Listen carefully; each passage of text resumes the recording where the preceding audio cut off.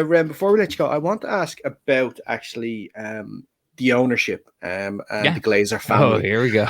Because over here, obviously, we have close. I'm very interested in how they're viewed over there. Yeah, we have close ties to the UK, and obviously they own Manchester United Football Club over in Manchester. And we saw there a couple of months ago that there was a big protest movement against the Glazer family, including one day storming the stadium and having a match to be cancelled just because of how this was over the Super League, right? It was over the Super League, exactly. Yeah.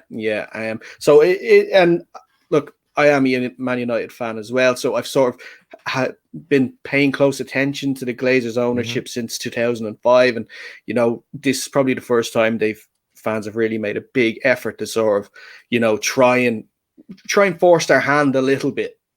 Sure. So they're kind of seeing poorly there. How is the family seen over in Tampa? Probably, obviously, right now everything is rosy, but before this past season, how had things been with the Glazers and the Tampa Bay Buccaneers? Well, let me say this first, that the way that the Glazers are visible and active in, I don't know how they are active in the community for Manchester United. They're not. Okay. No, well, the way that they're not too visible, they only give like one interview a year, but I've heard that the Glazers have given like one since they've owned the team, Man U. So like you got so as a fan being over there, being a Man U, and things aren't going as well, or like, I don't like how this is going, or my ticket prices are going high, or why the hell did you trade this guy? And getting no answers whatsoever because they refuse to talk, that frustration can build and build and build. And, quite honestly, if you saw one of them walking down the street, you'd probably choke them to death with your bare hands. I get it. Over here, it's not that, like, they're not super accessible. It's sort of like a four-headed monster that runs it after Malcolm passed away. Malcolm Glazer is the guy who actually bought Man U and bought the Bucks. And I know there's Joel Glazer, and I don't really know all their names, but there's three brothers. Avram is one of them as well. Yeah. So like you don't get a lot of it, but Darcy Glazer Katzowitz, who's, been married, she's very upfront. And you always see her at like charities. They're very big into promoting women in sports, girls flag football.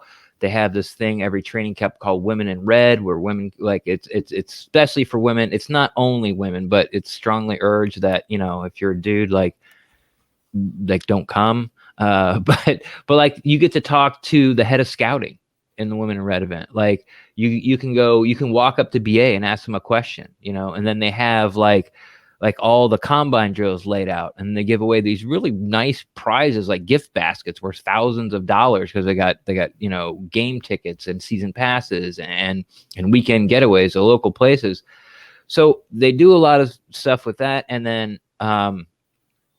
they're in the community. They're always giving. They just built the indoor facility, which was something that people were clamoring for, because if you've ever been to Florida, for 9 months out of the year, the humidity so thick it feels like you're walking through pea soup. It's just the way it is. Everyone's, Florida, it's so great. I'm like, yeah, come here in July, see how much you like it. like all right, like, go to North Carolina. It's much better climate there. But so people went. Okay, there has been a push of people out there that don't like the Glazers and thought they were bad ownership. I never understood why. Like, they gave the team everything they wanted. They updated it. They bought them. They built this whole brand new facility next to the stadium. A couple years later, they built the whole new indoor facility for them. The team has the largest coaching staff in the NFL, which they have to pay. They got like 8K cameras, like anything they want. Like, they got cryo chambers, like. The facility's top notch, and anytime they ask for something, they just say yes. They're just not very out front. They only do one interview a year, and it's usually during the owners' meetings, which they didn't have this year, so we got them virtually. I think it was Joel Glazer. But I said Darcy's out there front, but out front a lot. But it's usually sort of at these events where, they'll bring in like Special Olympic athletes, and they'll run around the field, or the players will push them around on their wheelchairs and stuff. And so she'll be there for that. But as far as like sort of answering fans' questions or being interviewed by, the big paper or the local paper, no, it just doesn't happen. But again, like you said, now you're winning. It's like, oh, but even when we weren't winning, I'm like, what do you want them to do? You could maybe point at that when they were changing coaches so often that they weren't picking the right head coach or right GM, which is fair, but I'm not 100% sure that they did it. They might have hired a headhunting firm and gave them names, and maybe they did do an interview. Maybe they did pick the wrong person, but I don't know if that's enough to say bad ownership. But being on your side of the fence where you've never heard from them, they don't do anything in the community, and any little thing that goes wrong, and then you're like, yeah, well, we know this tradition that's been around forever where the little parish club can come up and have a great season and then make the Premier League and maybe make a run, and because those last four that interchange, which I think is brilliant. I think it's a great idea. Like, no, we're going to throw all that away, and we're going to take the 6 most lucrative teams so we can maximize our money. And then getting no answers for, the decade or 2 decades. I don't know how long they've owned them. But I know it's been a while, and getting absolutely no 16 feedback. 16 years, I think. Yeah, getting no feedback from them whatsoever, what they're doing, when things go wrong, when things go right, I completely understand the frustration. I'd be right there with you. Like, these people freaking suck. But I don't understand. I'm sure they have a reason why they treat their teams differently and their fan bases differently. I have no idea what it is. Plus, here's an interesting fact. When they do their interviews, you are not allowed to ask about Manchester United. Oh, okay. So that's another reason why you don't get a lot of answers, because they'll just, like, they tell you, like, don't, like, it's off the table, like, completely off the table.